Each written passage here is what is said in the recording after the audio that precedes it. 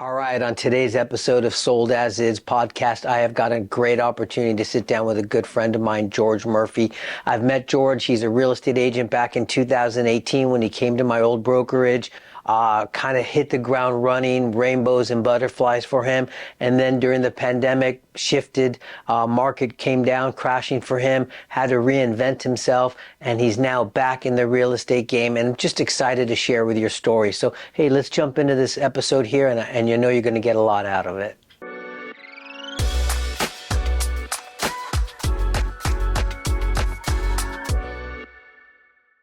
Two, one.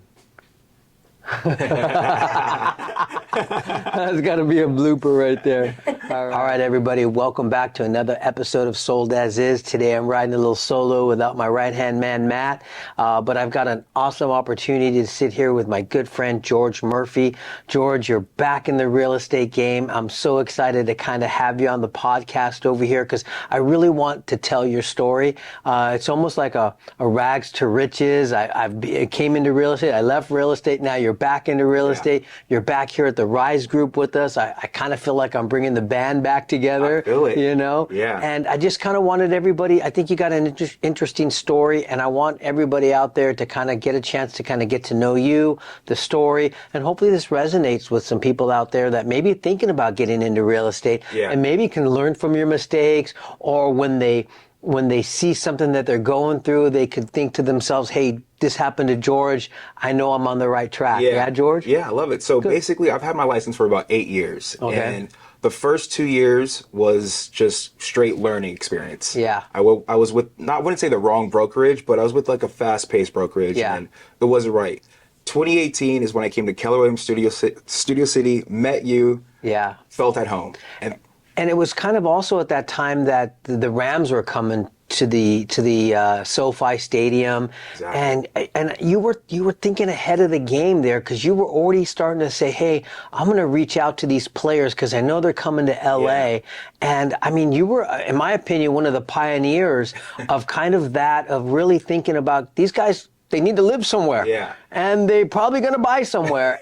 and you jumped in there and you had a lot of success, right? Yeah. So basically, I want to first of all credit my friend Sinnett. He gave me the idea to just like reach out to them via DM. Yeah. I'm like, dude, that's crazy. They have like 100,000 followers. Like, they're never going to respond. He was like, dude, just do it. It doesn't hurt. So I did the first starting 11. Yeah. 11. Out of those 11, I got hit back 2 people. I was like, wait a minute, this stuff actually really works. And then I literally DM'd 52 guys. Yeah. 52. I got response. The whole roster. The whole roster. And coaching staff. Yeah. Get some coaching staff too, because they got to, you know. Yeah. So I got responses back, and then that's kind of what just changed my mindset. Well, I was like, wow, I could do this. And I came through it was leases in the beginning. And I still have some of those, some clientele from that experience as well. I love that. Let's jump a little bit back. Early George Murphy. Yeah. You got an opportunity to go to a really private school here in LA. Yes. Kind of opened the doors for you. Yes. But it wasn't by any fault of your own, right? This Correct. So you got tagged along. Tell us. I did. So basically, shout out my mom. She's like one of the best sports agents before sports agents. So basically, my sister was really good at basketball, and this school, Montclair Prep, wanted to recruit her. And my mom was like, you could take her, but you got to take her brother. And I was this chubby, nappy-headed tree stump of a guy with good energy, though. Loving guy. Yeah. Non-athletic, though. Yeah. But they were like, we want her so bad that we'll take him as well. And my life changed, Tom. So you mentioned earlier when we were chatting that was the first time after going to that school and rubbing elbows with some of these kids that you actually saw what a pantry was? I kid you not. Yeah. I went to I was in Northridge. Yeah. Friend Eric's house. I remember his mom walked me to the kitchen. She opened this door in the kitchen. I'm like, a door in the kitchen? Like, where are we going? And she opened it. It was a pantry. It was, snacks and drinks, and it was like going into a mini Costco for me. So I was like blown away. So I love it. Yeah. From that point on, I'm like, okay, I think I'm into homes. I love it. I'm into homes. That's where the light went on. Yeah. I love it. So fast forward now, George is in high school, graduated, going to college. Yep. I'm at Santa Monica Community College. Okay, not USC. Not USC like my sister. She went to USC. I went to SMC. Okay. A little different. But I went there for about a year and a half, and then I started working in the nightlife. Okay. I became a promoter, and that's another door opening, like life-changing experience for me. I met a lot of great people, and it was a time. And that opened also the doors to some celebrities, right? Absolutely. I mean, opened up the door to young Hollywood, a lot of young kids with parents that had money, and Absolutely. And I remember you mentioned to me that this is where you thought, like, man, I'm going to sell all these rich kids' houses, their homes, and they're all going to buy from me. So Tom, and stuff like from that. my Montclair prep experience to my nightlife experience, I was like, okay, let me get my real estate license. Let me get it, and I'm going to be on top. I'm going to be the number one agent in all of LA. Because my network, my sphere, everything, it makes sense. It just made sense for you. Made sense. So you transitioned into real estate. You mentioned you went to another brokerage, a little bit more fast-paced. You took a step back, went to my old brokerage there in Studio City, and you then found that niche in the NFL with these football players, and you also were able to work with a lot of celebrities as well. Yeah, so I landed, one of my biggest clients today is Tiana Taylor. Awesome person. Shout out to a good friend of mine. It's all about networking. All about networking. How I got that was I went to dinner with a friend, and I ended up leasing him an apartment, and he worked with Iman Shumpert at the time, and one thing led to another. Started working with them. I love it. So, in looking at that experience, you really thought, man, I am going to be this real estate mogul, and I'm going to sell homes to all the stars, and it didn't happen. It did not happen. And to be honest with you, I don't know why it didn't. I think it was more the timing. Okay. I wasn't hungry enough. Looking back, I wasn't thirsty enough. Like, you have to be, as a realtor, if you want to succeed, you have to be hungry. You have to be thirsty. You have to do. It's just the things you want to do. And if you're uncomfortable doing it, then you're just going to get what you're going to get. So 2018, you're riding the wave. You're selling homes to NFL players, celebrities. You mentioned earlier a good handful of celebrities that you've worked with, that you sold real estate or put in leases and stuff like that. And then the pandemic hits? Pandemic hits 2020. And when I say crickets, I mean crickets. No one was obviously buying or selling. The league stopped. Touring stopped, all money stopped basically. Right. And so that's where my business stopped as well. Yeah. And I had to figure out other ways to survive. Got you. So now you're out of real estate temporarily, or only selling sporadically, and you've got another source of that, what you're doing daily to put food on the table. Correct. And looking back at that as an agent, is what we talk about lead generation, lead follow-up, and that's something that you really weren't doing on the constant, because you had this big wave of business that came in. And I thought it was going to last. And you were this outlier, and for a while you were an outlier, but that kind of shows you in real estate, sometimes outliers don't last. Correct. And if you don't build a business based upon lead generation, lead follow-up, and have the, especially in today's market where we're coming into a real skills-based market. Absolutely. This is where now you've got to kind of come back and reinvent yourself for that. So now you're back, George. Yep, I'm back. And excited. Yes. And now part of this new brokerage. Yes. What would be some advice that you would give to a new agent that's coming in, not necessarily yet into luxury or into celebrity style, but look into the camera, tell somebody like what are some things that you would want them to kind of to think about or focus in on based upon your experience the first time around? Yeah, so I think that's awesome, Tom. I think the first thing is, like, you're only going to get what you put in. You can't expect more than what if you're doing. If you're not doing much, you can't expect much. That's number one. Number two, don't expect your friends to be there for you in real estate. Oh my God. That was my biggest mistake. I thought, like my friends. I have so many good friends. I thought it was going to be over for me. I thought it was going to be life changing, but it didn't happen. Because you mentioned you were popping bottles with these guys. I mean, in the club every weekend. Yeah. I was the reason they got girls. Yeah. Like I was the reason, you know? Yeah. So I was like, so they owed you. I don't like to use that word, but they owe me. Y'all owe me. You don't know who you are. But when they didn't use you, how'd you feel? I mean, initially I was a little butthurt. Yeah. That's why I'm like, wait, what? Like, how do they buy a house? I was sensitive, you know? It took me a while to learn, like, you have to have thick skin. Yeah. You know what I mean? Like, some of them came to me with legit reasons, like, oh my God, like, it was a last minute thing. I just had to go with other, you know, someone, you know, had the, you know, but like you said, they don't owe me anything. You know what I mean? So I couldn't get really upset. I just learned. I was like, listen, it's not what you think. But you also had to own that. And like we talked before, you also had to own that your skill set wasn't there, that there was somebody else in the real estate industry that either knew more or had a better skill set that brought more value to them than what you did. 100%. Because they loved the nightlife George, they loved all that other George, but they didn't see George as the real estate professional. Absolutely. And that's another thing I learned was I was the friend. I was the friend. So at the end of the day, like I needed to offer something more than just my friendship to them. Right. And even though I was new, you know what I mean? So I understood later why they didn't, you know, go with me. But with that being said, I wish that I was more knowledgeable during that time. So imagine being their friends and being like, yo, you know, the average, you know, price per square foot is this or this. Oh, this house is so for this. You know what I mean? Just instead of just being like, oh, we're boys, like they're gonna, you know what I mean? Yeah. Like that was another thing I learned. So yeah.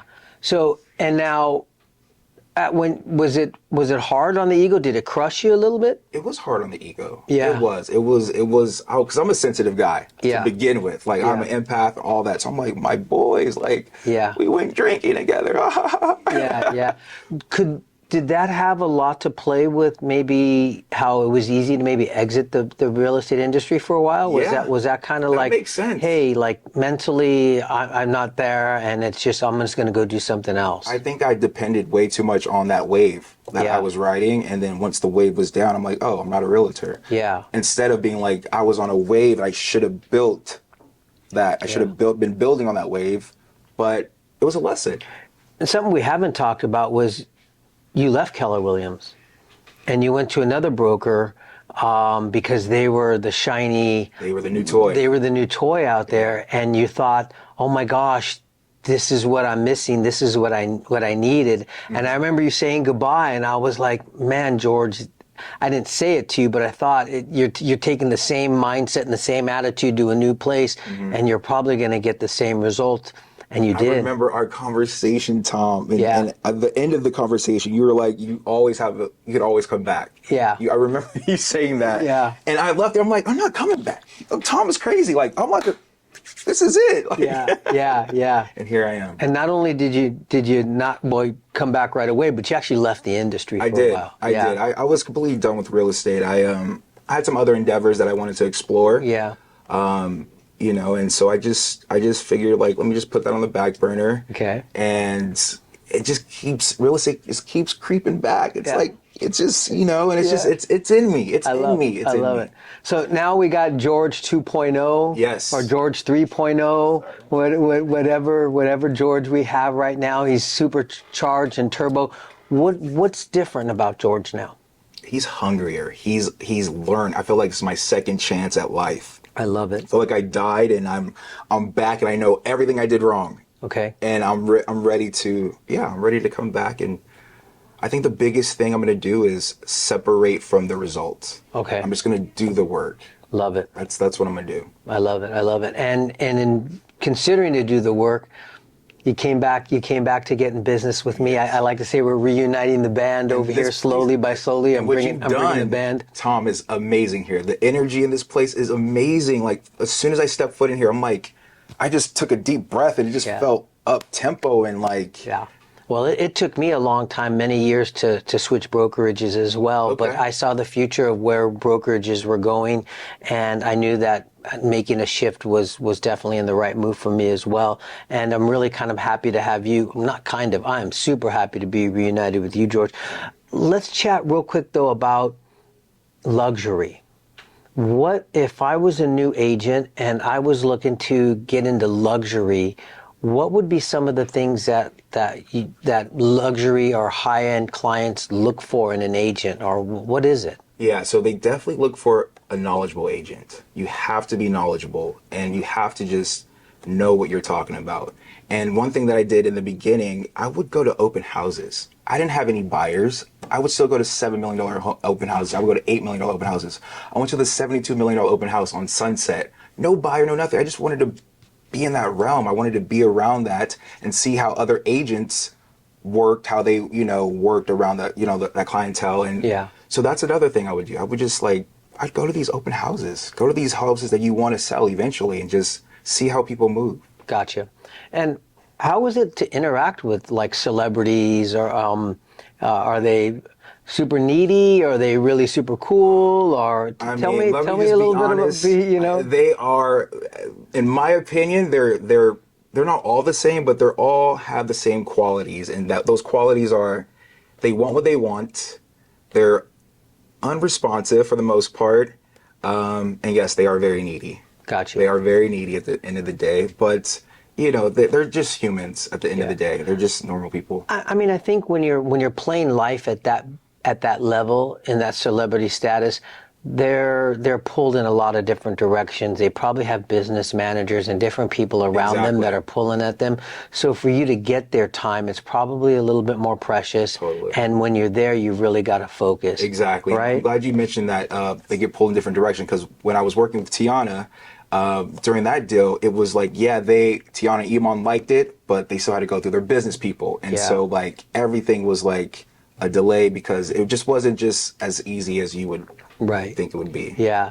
I did a deal with a celebrity before, and it was kind of the same thing. The business manager had to look at the contract and look at the paperwork. And then obviously they're getting paid a fee to evaluate this. And if they don't put their 2 cents in, then, and it kind of feels like they're throwing shade on the deal. 100%. But looking out for them, they're just giving them the other perspective, and stuff like that. But I think that's kind of important. If you're going to jump into luxury and you're going to jump at these people, just know that these people have probably a limited time scope to kind of look at something or make a decision, and they're leaning on other people to make these decisions for them. And your job is to kind of respect that and I would say support them in any way that they can go and stuff like that. Don't take it personal. It's, you know what I mean? They're busy. So if I was new and I wanted to get into luxury, obviously knowing that inventory, going out and previewing that inventory ahead of time, going to open houses and seeing what they're going to like, and then obviously having some childhood friends that are in that doesn't help. That doesn't help and stuff like that. Helps. And knowing young Hollywood probably doesn't hurt either. Yeah, but you got to maintain those relationships too. You know what I mean? Those were decades ago when I did all that. Yeah. And it's just about maintaining those relationships. It's about staying genuine to who you are. Those people came through for me, but it was also because of who I've been throughout those years. You know what I mean? So George, as we wind down, I just kind of wanted to just make sure that we touch on and recap, your real estate was a journey for you. You had these illusions of grandeur. You life hit you right, punched you right in the face. You had to take some time off to kind of reinvent yourself. Now you're back. You've got a high-end listing already back on the market. You're kind of hitting the ground running, and I think you're leaning on leadership as well for guidance and using other people in the office to kind of help you to gauge those things. And I'm really super excited for you on that. Some closing notes that you have for everybody? I mean, when you come into the real estate game, just have your mindset of it's going to be a fight. It's not going to be easy no matter what you think. Just change your mindset right now and my mom always used to say, expect the best, prepare for the worst. Ooh. So that's that mindset for sure. And I would tell you, we're moving into a skills-based market more than ever right now, right? So make sure that your skill sets are sharp. Make sure you know contracts. Make sure you know inventory, and that you're getting the best out of everything that you can. Make sure your skill sets are strong. Yep. George, Tom. I wanted to thank you for this short little time that we had together. I'm really honored to be in business with you, and just I want to see you crush it. I appreciate you, Tom. All right, guys. We will see you on the next episode of Sold As Is. Thanks, guys.